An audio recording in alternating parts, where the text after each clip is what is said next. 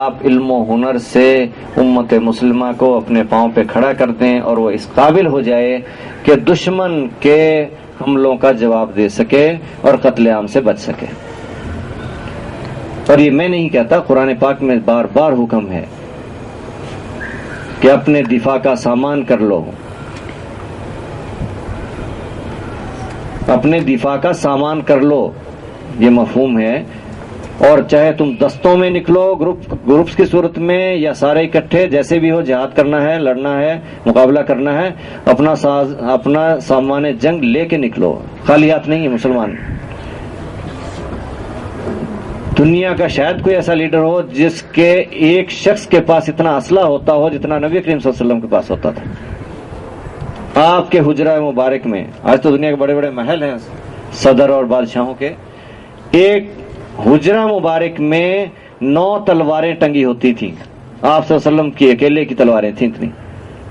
کئی ڈھال، کئی زرہ، وہ سارا ذکر آتا ہے، آپ بکس میں پڑھیں. تو اسی طرح تمام مسلمان اپنے آپ کو ہر وقت تیار رکھتے تھے. تو اگر آج ہم تیاری نہیں کر رہے تو پھر ہم اپنی بقا نہ سوچیں.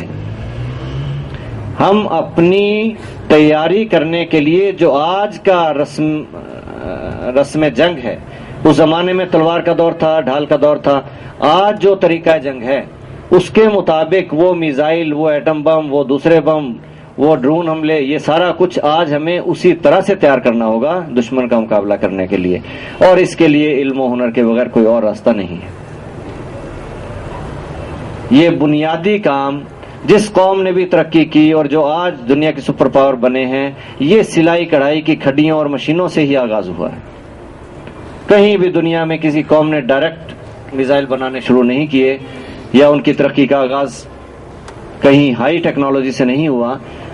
جہاں سے بھی ہوا، گھر گھر کھڈیاں لگا کے ہوا. تو آپ بھی گھر گھر جو کچھ ہنر سیکھا ہے اس علم کو علم نافع بنائیں، اور اللہ سے دعا مانگیں، اے اللہ علم نافع عطا فرما. جیسے ہم مانگتے ہیں رب زدنی علما، اے اللہ ہمارا علم زیادہ کر دے. ساتھ یہ بھی مانگیں ربنا آتنا علما نافعا، اے اللہ ہمیں علم نافع عطا فرما، وہ علم جس سے ہم خود بھی نفع پائیں اور خلق خدا کو بھی نفع پہنچائیں. اگر اوروں کا سوچ کے ہم کام کریں گے کہ ہم انسانیت کی خدمت کے لیے یہ کام سیکھ رہے ہیں اور کر رہے ہیں، تو پھر اس کا اجر اس کے مطابق ہوگا. اگر اپنی ذات کے لیے کریں گے تو وہ اپنی ذات کے لیے ہوگا. پھر ہم اس زمرے میں نہیں آئیں گے جو بہترین امت کے زمرے میں آتے ہیں. ہم نیت یہ رکھیں کہ ہم نے اسلام کی خدمت کرنی ہے، انسانیت کی خدمت کرنی ہے، مسلمانوں کی کرنی ہے، دین کی خدمت کرنی ہے. اس لیے ہم یہ ہنر سیکھ رہے ہیں، یہ علم حاصل کر رہے ہیں. جب یہ سوچ کے کریں گے تو پھر ہم بہترین امت ہیں. اور ہمیں اگر نبی کریم صلی اللہ علیہ وسلم سے تعلق جوڑنا ہے تو بہترین امت بن کے، ان کا امتی بن کے ہی جڑ سکتا ہے، اور کوئی طریقہ نہیں.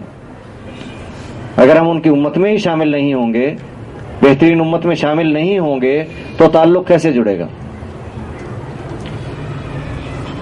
تو آپ سب سے میں یہ کہوں گا کہ آپ کے گھروں میں جو بچیاں علم سے محروم بیٹھی ہیں، عمر جو بھی ہو گئی ہو، انہیں اداروں میں لے آئیے. آپ کے محلے میں، پڑوس میں، رشتہ داروں میں، عزیز و اقارب میں، جن کو بھی آپ دیکھتے ہیں، چاہے منت سماجت کرنی پڑے، چاہے کوئی ان کو موٹیویشن کے لیے لا کے دکھانا پڑے سینٹر، جو بھی محنت کرنی پڑے، آپ یوں سمجھ کے کیجئے کہ آپ یہ اللہ اور رسول کے لیے کر رہے ہیں، دین کی خدمت کے لیے کر رہے ہیں، اپنے آقا سے تعلق جوڑ رہے ہیں. جب آپ یہ سمجھ کے کریں گے تو کام مشکل نہیں ہوگا. چھوٹی سی مثال آپ کے سامنے میں آپ نے دیکھا ہوگا، یہ تبلیغی جماعت والے بستر اٹھا کے کاندھوں پہ پھرتے ہیں، در در جاتے ہیں، کہ گھر جاتے ہیں، دروازہ کھٹکھٹاتے ہیں، معززین ہوتے ہیں، بڑے بڑے افسران ہوتے ہیں، اور جا کے دروازہ کھٹکھٹاتے ہیں. لوگ چھپتے پھرتے ہیں، کوئی نکل آتا ہے تو وہ توجہ سے بات بھی نہیں سنتا. لیکن وہ یہ اپنی ڈیوٹی، یہ اتنی ذلت برداشت کیوں کرتے ہیں؟ کیا ملے گا؟ ہو سکتا ہے سارے دن کی محنت کے بعد کوئی بات آدمی ان کے کہنے پہ مسجد میں آئے یا نہ آئے، بات سنے یا نہ سنے، لیکن پھر بھی کرتے ہیں. وہ یہ نہیں سمجھتے کہ ہمارے کرنے سے کوئی نہیں آئے گا تو ہمیں کچھ نہیں ملے گا. وہ یہ سمجھ کے کرتے ہیں کہ ہم جس کے لیے کر رہے ہیں وہ دیکھ رہا ہے، کوئی آئے یا نہ آئے، ہم جس کے لیے کر رہے ہیں وہ دیکھ رہا ہے، لہذا یہ ذلت برداشت کرنی ہے اس کے لیے۔ تو آپ نے جو کام کرنا ہے اپنے سینٹرز میں بھی، اپنے گھروں میں جا کے بھی، اپنے معاشرے میں بھی اس خلوص کے ساتھ کرنا ہے کہ جس کے لیے کر رہے ہیں وہ دیکھ رہا ہے، تو پھر کام آسان ہوگا، ورنہ یہ کام بڑا مشکل ہے۔ کسی کو موٹیویٹ کرنا، کسی کو کہنا، لوگ طرح طرح کی باتیں کرتے ہیں، یہ ہے مرحلہ مشکل ہے، لیکن جب انسان کو اس کا صلہ، اس کا انعام ساتھ ساتھ مل رہا ہو، اس کے رجسٹر میں لکھا جا رہا ہو کہ اس کی یہ نیکی بھی شامل کر لو، اس کی یہ بھی لکھ لو، اس نے یہ کام کر لیا یہ بھی لکھ لو، اس کے دائیں ہاتھ کے نام اعمال میں یہ بھی ڈال دو، یہ بھی ڈال دو، جب اسے پتا ہو کہ میری ہر چیز مجھے ساتھ ساتھ مل رہی ہے، پھر وہ کام کر سکتا ہے۔ مزدور کو روزانہ اس کا انعام ملتا ہے، اس کا صلہ ملتا ہے تو وہ مزدوری کرتا ہے، اگر پتا ہو کہ پتہ نہیں شاید ملے گا یا نہیں ملے گا تو کبھی نہ کرے۔ تو اللہ بے نیاز ہے، وہ بہت دیتا ہے، تھوڑی سی محنت پہ بھی بہت دیتا ہے، ہم تھوڑی سی محنت کریں تو دنیا میں بھی اس کا رزلٹ نظر آئے گا۔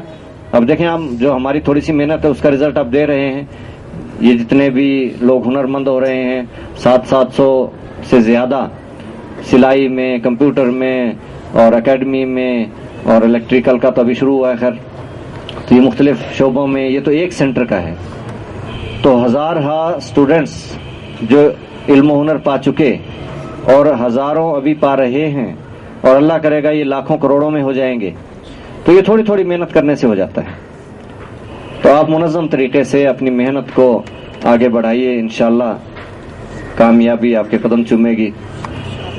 میں آپ سب کا شکر گزار ہوں، اور مظہر اعوان صاحب کا جنہوں نے یہ محفل سجائی اور ہمیں یہ موقع دیا کہ بہت کم بیٹیوں سے ملاقات کا موقع ملتا ہے، چلو اس افتتاح کے بہانے سے آج ہم اپنا میسج، اپنا پیغام آپ کو دے پائے ہیں، اور تمام دوستوں سے ملاقات ہوئی ہے، ان سے بھی اپنے نظریات پہنچانے میں مدد ملی ہے۔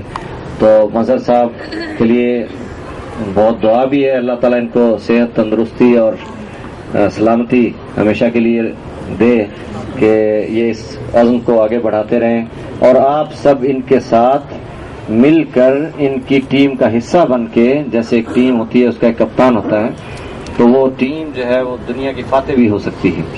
تو آپ نے بھی عزم کرنا ہے کہ آپ نے بھی ایک دنیا کو فتح کرنا ہے انشاءاللہ تعالی۔ میں ایک بات نوجوانوں سے اکثر آخر میں کہا کرتا ہوں، وہی آج بھی کہوں گا کہ اے جوانان حرم، ہم سب اللہ کی دین کی فوج ہیں، اور خانہ کعبہ کے ہم محافظ ہیں، ہم نوجوانان حرم ہیں سبھی۔ اس میں نوجوان سے مراد یہ نہیں کہ عمر میں نوجوان، بلکہ جذبوں میں، خواہ کوئی بوڑھے ہوں یا بچے ہوں، تو وہ سب شامل ہیں۔ اے جوانان حرم، بیدار ہو جاؤ۔ اگر اس بیداری کے حوالے سے علامہ اقبال نے بہت کچھ کہا ہے، دل بیدار پیدا کر کے دل خوابیدہ ہے جب تک، نہ تیری ضرب ہے کاری نہ میری ضرب ہے کاری، اصل چیز ہی بیداری ہے۔ تو اے جوانان حرم، بیدار ہو جاؤ، اگر آفتاب ملت مسلم طلوع ہوگا ضرور انشاءاللہ۔ Thank you very much.